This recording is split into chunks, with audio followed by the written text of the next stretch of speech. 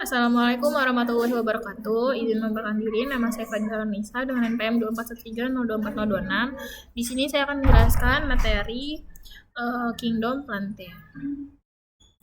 Yang pertama itu ada pengertian Kingdom Plante. Mungkin di sini kita sedari dulu sekolah sudah mempelajari tentang tumbuhan.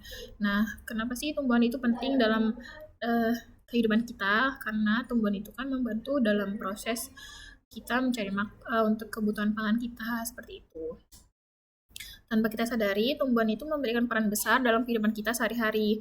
Mereka itu bukan hanya mempercantik lingkungan, tetapi juga menjadi sumber oksigen, makanan, obat-obatan, bahkan bahan bangunan. Semua tumbuhan itu dalam satu kelompok disebut sebagai Kingdom Plante. Meskipun terlihat tenang, tidak bergerak, tumbuhan mempunyai sistem kehidupan yang kompleks dan menarik untuk dipelajari.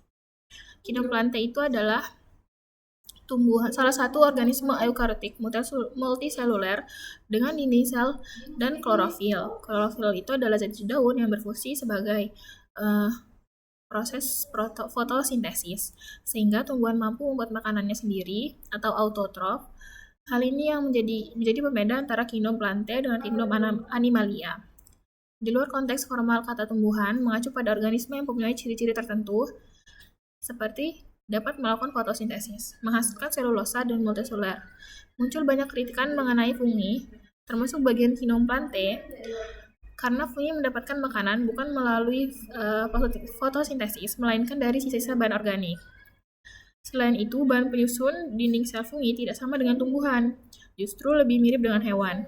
Oleh karena itu, fungi dikeluarkan dari Kingdom Plante dan membuat kingdom sendiri yang dinamakan dengan Kingdom fungi. Sebagian jenis alga dikeluarkan dari Kingdom Plante karena tidak mempunyai klorofil. Lalu yang selanjutnya, ciri-ciri dari plante. Ciri-ciri Kingdom Plante itu ada multiseluler atau memiliki banyak sel, autotrof, eukariotik, terdapat dinding sel, hidup di daratan, dapat menyimpan cadangan makanan, memperoleh makanan dengan cara fotosintesis, bereproduksi secara seksual, memiliki akar yang berguna untuk menyerap air, dan memiliki daun yang mengumpulkan sinar matahari, serta memiliki pergilan keturunan dalam siklus hidupnya yang disebut metagenesis. Lalu yang terakhir yaitu klasifikasi jenis Kingdom Plante.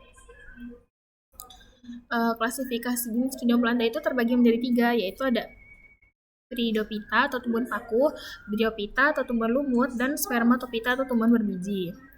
Dalam Peridophyta itu ada tumbuhan paku. Tumbuhan paku itu mempunyai jaringan pengangkut kromus dan organ sejati.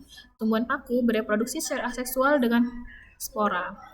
Tumbuhan ini mengalami metagenesis. Pada umumnya, tumbuhan paku di daratan di daerah hutan hujan tropis. Tetapi beberapa juga ada jenis paku yang hidup di air. Jenis-jenis tumbuhan paku tuh ada paku sejati, paku purba, dan ada paku ekor kuda, paku kawat. Selanjutnya ada filum Bryophyta atau tumbuhan lumut. Nah, tumbuhan lumut ini tuh mempunyai organ sejati tidak mempunyai organ sejati seperti batang, akar, dan daun, serta tidak mempunyai pembuluh angkut seperti silam dan phloem. Bryophyta atau tumbuhan lumut mempunyai suatu rizoid kecil yang membuatnya dapat menempel di tanah. Bryophyta ini biasanya tumbuh di daerah yang lembab dan teduh. Bryophyta adalah tumbuhan peralihan antara tumbuhan berkromus dengan tumbuhan bertalus atau talophyta.